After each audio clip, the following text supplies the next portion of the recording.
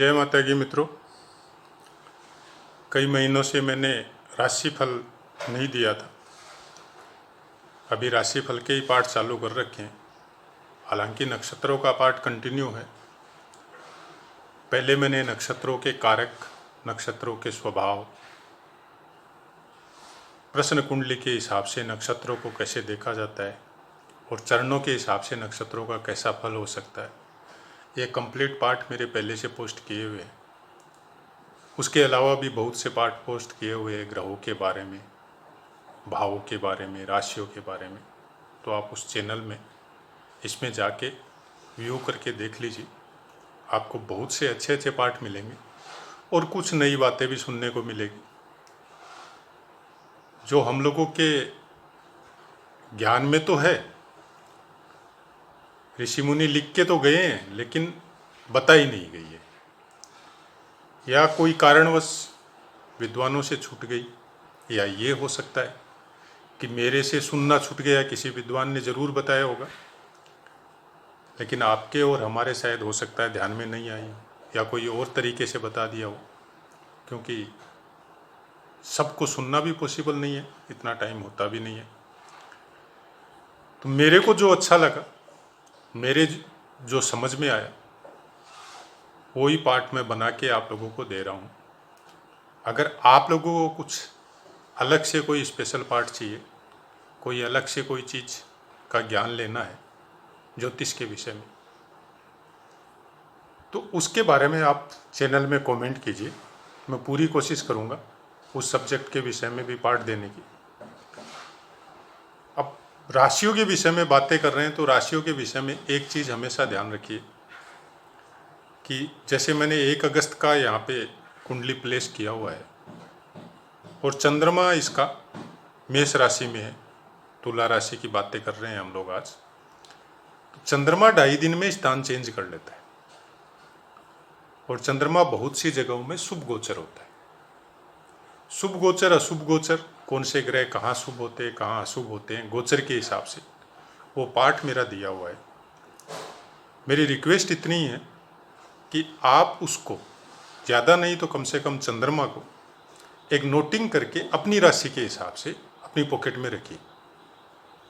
उसके अलावा आपके जन्म नक्षत्र के हिसाब से आपका कौन सा नक्षत्र अच्छा रहेगा, कौन सा नक्षत्र आपके लिए सूटेबल है और कौन से नक्षत्र में काम करना आपके लिए अच्छा नहीं है, वो सब पाठ भी मेरे दिए हुए हैं।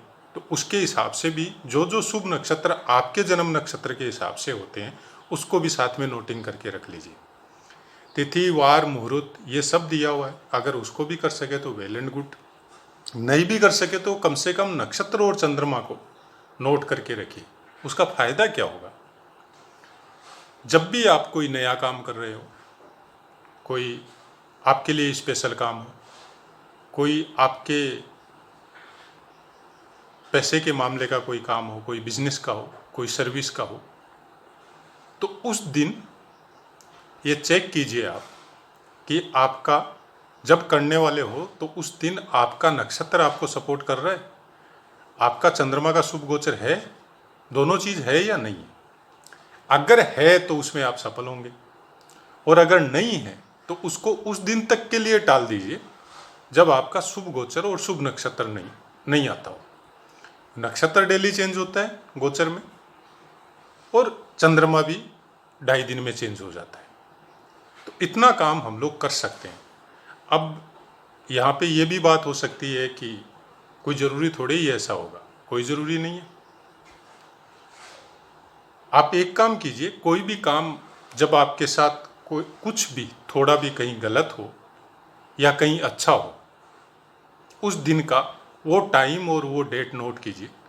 फिर अपनी जन्मपत्री के हिसाब से अपना शुभ गोचर, नक्षत्र और चंद्रमा का चेक कीजिए कि उस दिन जब आपके साथ गलत हुआ, क्या आपका नक्षत्र और चंद्रमा आपको सपोर्ट कर रहा था या नहीं कर रहा था। तब आपको शायद बहुत अच्छे से समझ में आ जाएगा। मेरा कहने का मतलब ये इतना ही है कि आप उस चीज़ को प्रैक्टिकल में, गोचर में देख के प्रैक्टिकल में अगर उसको करेंगे, मेरा चैनल चलाने का मकसद भी इतना ही है कि जो चीज़ें हम लोग भूल चुके हैं, पहले होता था ये सब किया जाता था। ज्योतिष का ज्ञान नहीं होते हुए भी हम लोगों के पूर्वज इतना जानते थे कि आज ये तिथि है तो ये काम करना है, आज ये वार है तो ये काम नहीं करना है, आज ये नक्षत्र है तो उसमें ये काम नहीं करना है, आज चंद्रमा इस राशि पे, इतना वो सब जानते थे। और इस चैनल का मकसद इतना ही है कि आप प्रकांड विद्वान चाहे मत, कोई ज़रूरी नहीं है उतना विद्वान होने की, क्योंकि आपका दिमाग उस लाइन को, ज्योतिष वाली लाइन को सपोर्ट करे नहीं करे ये बाद की बात है, लेकिन कम से कम बेसिक नॉलेज जो पहले था, जिसको हम लोग आज भागदौड़ की लाइफ में भूल चुके, या कुछ एडवर्टाइजमेंट इसका इस तरह से हुआ कि हम लोग इस पे अविश्वास करना चालू कर दिया, जबकि इसकी मैथ्स के हिसाब से जो चीज़ निकाली जाती है, प्रत्यक्ष तो ग्रहण वगैरह ही है कि आज भी ज्योतिष पंचांग 500 साल के ग्रहण निकाल के बैठा हुआ है। वो 500 साल बाद में कौन से दिन, कौन से तिथि में कौन सा ग्रहण होगा आज भी बता सकता है आपको, लेकिन साइंटिस्ट नहीं बता सकते, ज्योतिष बता सकता है। तो प्रत्यक्ष तो सामने ही है, आप विश्वास करो चाहे मत करो, लेकिन होता उसी दिन है। वैसे ही नक्षत्रों के हिसाब से, जैसे एक छोटी सी बात है, आज हम लोग कोरोना की त्रासदी भोग रहे हैं। आप देखिए नक्षत्रों में जाके आपको पता चलेगा शनि और राहु दोनों चंद्रमा के नक्षत्र में गोचर कर रहे हैं, और जब जब चंद्रमा के नक्षत्र में क्रूर ग्रह आते हैं उसका थोड़ा कम बेसी प्रकृति के साथ, चाहे फ्लड का काम हो, वायरस जनित बीमारी हो, बारिश का प्रकोप हो, भूस्खलन हो, भूकंप हो या सुनामी हो, ये सब होते ही। और शनि और राहु अगर चंद्रमा के नक्षत्र में होते हैं तो वो उसका परसेंटेज जो है तकलीफ का वो ज़्यादा होता है। बाकी नक्षत्र, बाकी ग्रह के नक्षत्र भी सपोर्ट करते हैं, लेकिन इनका कुछ विशेष होता है। हालांकि मैं कोई भविष्यवाणी नहीं कर रहा, जो प्रत्यक्ष दिख रहा है उसके बारे में बता रहा हूँ। भविष्यवाणी करने के लिए तो बहुत बड़े बड़े विद्वान हैं, जिनकी भविष्यवाणी अगर 1% सच होती है तो उसी वीडियो को बार बार बना बना के अपना एडवर्टाइजमेंट करते हैं कि मैंने ऐसे बोला था, ये सच हो गया। लेकिन उनकी 90% जब झूठी होती है तो उसके बारे में कुछ नहीं बताते। तो मैं ऐसा कुछ नहीं बोलना चाहता, मैं केवल आपके ज्ञान के लिए बोलना चाहता हूँ कि जब भी नक्षत्र में आपके जन्म के हिसाब से, आपके नक्षत्र के हिसाब से जो नक्षत्र आपको सपोर्ट नहीं कर रहा है, उसमें अगर क्रूर ग्रह है प्रेजेंट में, तो कम से कम या तो शांति से रहिए या कोई नया काम चालू मत कीजिए। और कुछ भी नया काम चालू करें तो अपना शुभ गोचर, अशुभ गोचर, अपनी तिथि और अपना मुहूर्त, अपना नक्षत्र, ये सब देख के करें। हालांकि कुछ बड़े काम करते हैं तो हम लोग मुहूर्त वगैरह निकालने के लिए एस्ट्रो या पंडित जी को बोलते ही हैं, लेकिन एक बेसिक नॉलेज अगर हम लोगों के दिमाग में, हम लोगों के परिवार में एक भी आदमी को हो तो फिर बहुत कुछ हम लोग अननेसेसरी जो तकलीफ आज के समय में भोगनी पड़ रही है उससे बचाव हो सकता है। पानी का मात्रा ज़्यादा रखिए। मैं फिलहाल हर वीडियो में बोल रहा हूँ क्योंकि शरीर में पानी की कमी की वजह से बहुत से रोग होते हैं, और अभी जो बीमारी चल रही है उसका भी मेन कारण यही है। तो पानी कंप्लीट पीजिए, शरीर में पानी का कमी मत होने दीजिए। वैसे भी गर्मी का मौसम है, ग्लूकोज, जूस, सूप वगैरह एनी टाइम लेते रहिए। चलिए बात करते हैं तुला राशि की। तुला राशि में दूसरे स्थान में केतु प्लेस है आपके, तो दूसरे स्थान का केतु थोड़ी बहुत तकलीफ परिवार के लिए दे सकता है, लेकिन धन के लिए अच्छा है। धन का आगमन हो सकता है, अचानक कोई आपका ऐसा काम हो सकता है जिससे धन आपको प्राप्त हो। चतुर्थ स्थान में शनि बैठा हुआ है और अपनी राशि में, तो यहाँ पे माता के साथ कुछ अनबन हो सकती है, लेकिन संपत्ति को बढ़ाता है। इस समय में आप कोई नया वाहन ले सकते हैं, नई गाड़ी ले सकते हैं, या कोई ज़मीन जायदाद भी ले सकते हैं। आपके बिजनेस से संबंधित कोई अच्छी खबर भी आपको मिल सकती है। आप बहुत बिजी रह सकते हैं अपने वर्क में, अपने कार्य में, और उसका फल भी आपको देखने को मिल सकता है। और यहाँ से शनि आपको 6 हाउस में देखेगा। पूर्ण दृष्टि से 6 हाउस में देखने की वजह से वहाँ पे ये आपके शत्रुओं का नाश करेगा, आपके शरीर को स्वस्थ रखेगा। और कोई ऋण वगैरह आपके ऊपर है, कोई कर्जा लिया हुआ है, तो वो भी चुकाने की तैयारी इस पीरियड में आपकी होगी। शनि जनरली 2.5 साल तक रहता है, तो ये पीरियड आपके लिए, शनि के लिए मोटा मोटी अच्छा जाएगा। इसमें कोई शनि का खराब फल आपको देखने को नहीं मिलेगा। उसके बाद में 10वें स्थान ये उच्च दृष्टि से अपनी तुला राशि को, आपके लगन को देखेगा, तो आपका स्वास्थ्य अच्छा रहेगा, आपकी हड्डियां मजबूत रहेगी। इस समय में आप हर चीज से, चाहे धन से हो, स्वास्थ्य से हो, काम से हो, हर चीज में सफल होने का बहुत कुछ योगदान शनि का रहेगा। अब चलिए आगे बढ़ते हैं। और 5वें स्थान में आपका गुरु गोचर कर रहा है, पूरा साल रहेगा। गुरु की वजह से अगर आप स्टूडेंट हैं, नौकरी की ट्राई कर रहे हैं, कोई डिप्लोमा पढ़ाई कर रहे हैं, सब चीज़ों में सफल करेगा। ज्ञान के मामले में उच्च श्रेणी का ज्ञान आपको दे जाएगा। धर्म कर्म के मामले में इस समय आपके अंदर अगर पहले से नहीं है तो इंटरेस्ट हो सकता है, धार्मिक किताबें पढ़ने का इंटरेस्ट हो सकता है, और कुछ धार्मिक आयोजन भी परिवार में हो सकता है। यहाँ पे गुरु भाग्य भाव को देखेगा, पंचम दृष्टि से पूर्ण दृष्टि है, तो भाग्य को बढ़ाएगा। और धार्मिक पिता के साथ अच्छा व्यवहार, पिता की वजह से आपका अच्छा वर्क हो सकता है, कोई अच्छा काम हो सकता है, पिता की वजह से आपका भाग्य बढ़ सकता है। और धर्म कर्म के मामले में इस समय में आपकी रुचि जागृत हो सकती है, कुछ धार्मिक यात्राएं भी इस समय में आप कर सकते हैं। अब यहाँ से ये 11वें स्थान को देखेगा, वहाँ पे मंगल और शुक्र पहले से प्लेस है, तो 11वें स्थान का तो वैसे भी मंगल और शुक्र के प्लेस होने की वजह से आपको अच्छा फल मिल ही रहा है ऑलरेडी। और आपको वहाँ से मोटा मोटी इनकम का जो फल ही होना चाहिए, जो वर्क का जो फल होना चाहिए, जो लाभ आपको होना चाहिए, वो बहुत अच्छा मिल रहा है। लेकिन गुरु देखने की वजह से फिर वो 100% अच्छा मिल रहा है। बहुत ही अच्छा फल यहाँ पे, जो भी वर्क आप करेंगे उसका पैसा के मामले में आपको इफेक्ट होगा, और बहुत अच्छा इनकम इस समय में आपको प्राप्त होगा। उसके बाद में ये लगन को देख के जाएगा गुरु, नवम पूर्ण दृष्टि से, नवम दृष्टि से। तो ये आपको मतलब स्वास्थ्य की दृष्टि से हो, विचारों की दृष्टि से हो, परिवार की दृष्टि से हो, वेल्थ की, हेल्थ की, सब चीज़ों में आपको लगन को आप इस तरह से समझे कि लगन आप खुद है।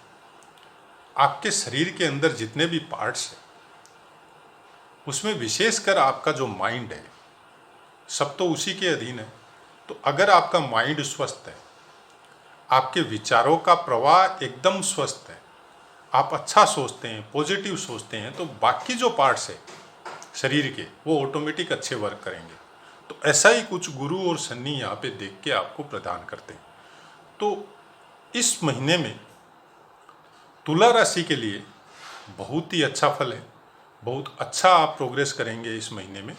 और मंगल और शुक्र 11वें स्थान में बैठ के और पंचम स्थान को पूर्ण दृष्टि से देख रहे हैं, तो ये भी आपको मतलब गुरु और मंगल शुक्र आपस में एक दूसरे को पूर्ण दृष्टि से देख रहे हैं, ये भी आपको एक अच्छा योग बना के जा रहे हैं। अब देखिए बुध जो है 9 तारीख को वो सिंह राशि में आ जाएंगे, यहाँ से निकल के यहाँ आ जाएंगे, और शुक्र 12 तारीख को कन्या राशि में आ जाएगा।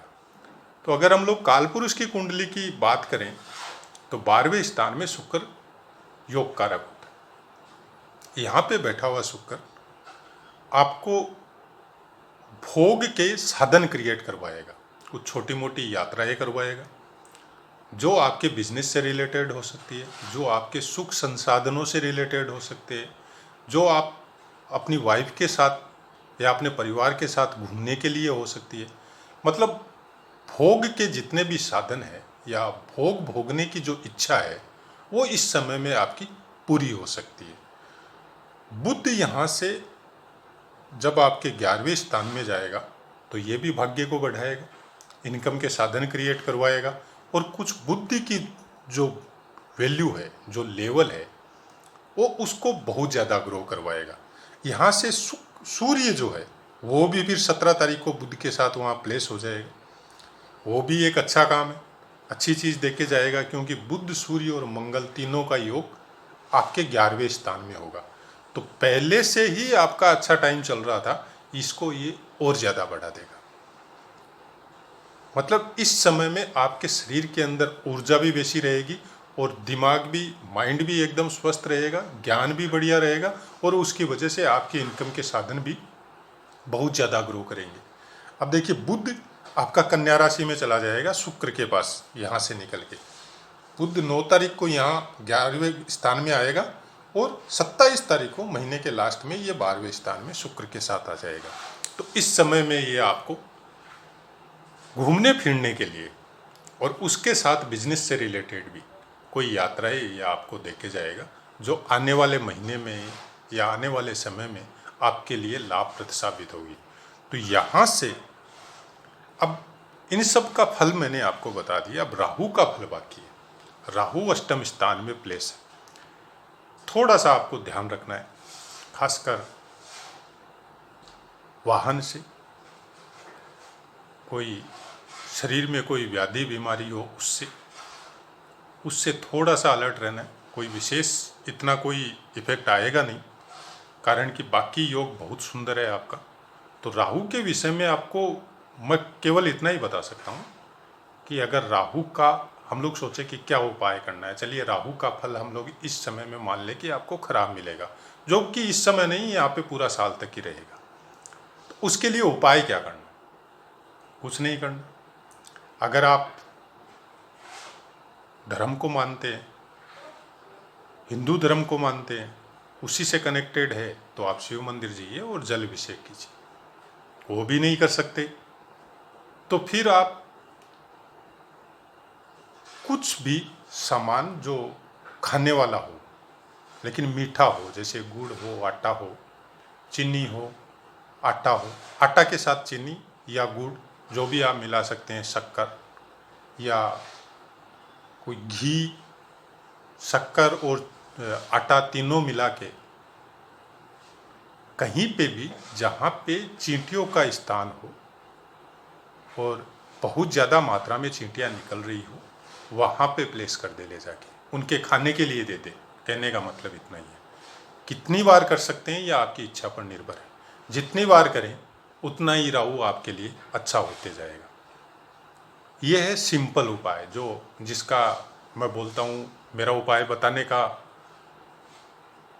मतलब भी यही होता है कि उस तरह के उपाय बता सकें जिससे एक नॉर्मल आदमी, एक साधारण आदमी कम पैसे में, कम खर्चे में उसको कर सके। वो उपाय भी उतने ही प्रभावी है जितने आप लाखों रुपए लगा के करते। हर उपाय आपके विश्वास और आपकी श्रद्धा के ऊपर निर्भर है कि वो आपको कितना फल देंगे, उस उपाय से आपको कितना फायदा होगा। सब ग्रहों के लिए अलग अलग उपाय है। सबसे सुंदर उपाय है आप घर में बैठ के अनुलोम विलोम और प्राणायाम कीजिए। इससे आपके 3-4 ग्रह अच्छे होते हैं। थोड़ी सी एक्सरसाइज कीजिए, अनुलोम विलोम कीजिए, प्राणायाम कीजिए। एक्सरसाइज करेंगे मंगल अच्छा होगा, अनुलोम विलोम करेंगे शुक्र अच्छा होगा, प्राणायाम करेंगे गुरु अच्छा होगा और सूर्य अच्छा होगा। अगर ये चारों अच्छे हैं तो बाकी ग्रह ऑटोमेटिक अच्छे होंगे। अब आप बोलते हैं कि ये आपने कहाँ से लिया, कैसे बता सकते हैं ये चीज़? देखिए, हर शरीर की हर ऊर्जा स्वर से जुड़ी हुई है और कोई न कोई स्वर एनी टाइम प्रकृति में, अपने शरीर में, अपने दिमाग में चलते रहता है और उसी ऊर्जा से हम लोग कनेक्टेड हैं और उसी से जिंदा भी है और उसी की वजह से मृत भी होते हैं। मृत्यु के बाद भी स्वर चलता है और मृत्यु के पहले भी स्वर रहता है। स्वर की ऊर्जा कभी ख़त्म नहीं होती है। आपके शरीर में देखिए, आप शांत होके खुद अपने ऊपर एक्सपेरिमेंट करके देख सकते हैं, कोई न कोई स्वर आपका शरीर के अंदर भी चलता है, जो बहुत बार हम लोगों को सुनाई देता है, बहुत बार सुनाई भी नहीं देता है। सुनाई किसको देगा?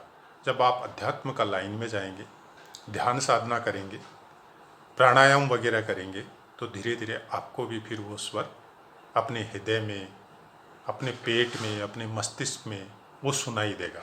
अब वो किस टाइप का स्वर होगा ये हर इंसान की अपनी अपनी प्रकृति पे निर्भर है।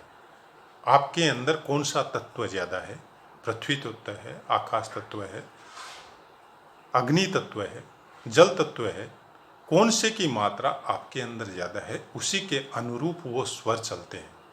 और प्राणायाम, ध्यान और योग ये तो कुछ ऐसी बातें हैं, अगर इनके विषय में आप थोड़ा डीपली अध्ययन करें या उसके विषय में जानें तो आप अपने तत्वों के ऊपर कंट्रोल, तो मैं नहीं बोलता, ये तो बहुत आगे का विज्ञान हो गया, लेकिन आप उनको अपने हिसाब से अपने शरीर में मैनेज कर सकते हैं। कि जैसे बोलते हैं ना, वायु तत्व का ज़्यादा हो गया तो आपके शरीर के अंदर फुलावट आ जाएगी, पृथ्वी तत्व ज़्यादा हो गया तो आपके अंदर मोटापा आ जाएगा, चर्बी बढ़ जाएगी। तो उन सब पे जब आपका कंट्रोल होगा, प्राणायाम एक ऐसी चीज़ है कि हर तत्व पे उतनी जितनी ज़रूरत होती है उतना ही शरीर के अंदर रहता है।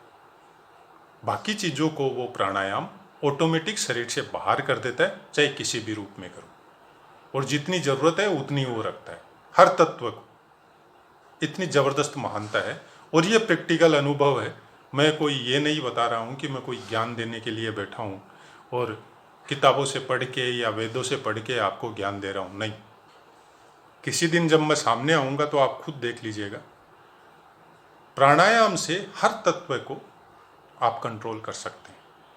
अब आपके ऊपर निर्भर है, आप इसको मानो या नहीं मानो। मेरा कहने का मतलब यही है, ज़्यादा नहीं, कम से कम 5 मिनट का समय दीजिए अपने आप को। आपका शरीर भी आपके कंट्रोल में होगा और आपके ग्रह भी आपके अनुरूप काम करेंगे। ग्रहों के विषय में जहाँ तक अगर प्रैक्टिस की बात करें, कोई भी ग्रह कभी भी किसी को खराब फल नहीं देता। उसकी अपनी दिनचर्या है, जैसे हम लोगों की है। प्रकृति का अपना नियम है। एक समय के हिसाब से हर चीज़ डिस्ट्रॉय होती है, हर चीज़ जन्म लेती है, पुराना टूटता है, नया बनता है। ये प्रकृति का नियम है। वही नियम हम लोगों के साथ है। हम लोग भी पैदा होते हैं, धीरे धीरे ग्रो करते हैं, फिर हम लोग भी निकल जाते हैं। ग्रह कभी भी किसी भी जीव को, जड़ हो चेतन हो, कभी खराब फल नहीं देता। इंसान के अंदर इतनी ऊर्जा रहती है, इंसान के अंदर इतना पावर रहता है कि उस ग्रह को हम लोग अपने अनुरूप बना सकते हैं, अपने कर्मों के द्वारा, अपनी दिनचर्या के द्वारा, अपने उपायों के द्वारा, जिनको बोलते हैं ना रेमेडीज। बहुत बड़ी बड़ी रेमेडीज जिनमें पैसे खर्चे होते हैं, बहुत छोटी छोटी रेमेडीज जिनमें पैसे मतलब सोच भी नहीं सकते, मतलब ऐसा समझ लो कि आप खर्चे ही नहीं होते हैं, फिर भी वही प्रभाव है जो बड़े बड़े पैसे खर्च करने वाले के होते हैं। केवल इफेक्ट इतना ही है, आपके मन के भाव और आपकी श्रद्धा उस रेमेडी के प्रति कितनी है। तो आशा है मित्रों, आपको समझ में आया होगा क्या कहना चाह रहा हूँ, और राशियों के फल के विषय में भी मैं क्या बताना चाहता हूँ। उसी के अनुरूप या उसी से कनेक्टेड जो भी मेरे पाठ इस चैनल में दिए हुए हैं, अब तो करीब 150 के आसपास हो गए होंगे, तो आप सबको सुने, कुछ नई चीज़ें जानने का मौका मिलेगा। और पाठ से संबंधित कोई भी क्वेश्चन हो, आप निसंकोच लिखिए, 100% आपको आंसर मिलेगा। कोई भी चीज़ से संपूर्ण फलादेश नहीं होता है, सब चीज़ों को मिक्सअप करके फलादेश होता है। तो किसी एक पाठ को जिसमें कुछ खराब बताया गया हो तो उसको पढ़ के संकुचित ना हो, मेरा कहने का मतलब इतना ही है। सब चीज़ अगर अच्छी होती, सब ग्रह या सब नक्षत्रों का प्रभाव अगर अच्छा होता, तो प्रकृति में इतना उत्पात या जीव इतने दुखी नहीं मिलते। तो सबका अपना अपना इफेक्ट है, उनको कैसे अच्छा करें, किस तरह से हम अपने आप में बदलाव करें और किस तरह से हम अपने जीवन को स्मूथली आराम से निकाल सकें, इसी का नाम ज्योतिष है। ज्योतिष का मतलब ही यही है कि आप अपने जीवन को, जो आपका प्रारब्ध मिला है, उस प्रारब्ध को इजीली भोग के, विल पावर को स्ट्रोंग करके, और हम लोग अपनी दिनचर्या में सुधार करके और उसको भोग भी लें, हम लोगों का कुछ बिगड़े भी नहीं और अपना जीवन भी आराम से निकल जाए। तो जय माता की मित्रों, मैं अपनी वाणी को विराम देता हूँ।